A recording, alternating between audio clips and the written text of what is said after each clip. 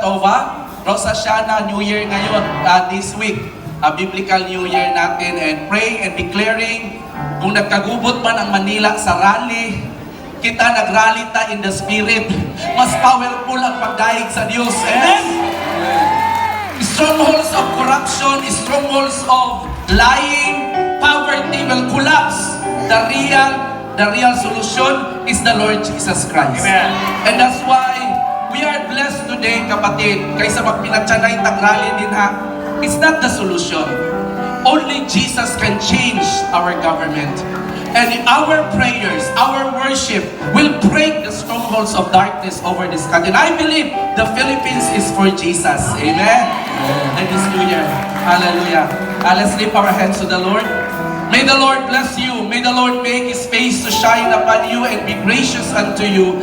May the Lord lift up His countenance and give you peace now and forever, in the name of the Father and of the Son and of the Holy Spirit. And all will say, Amen.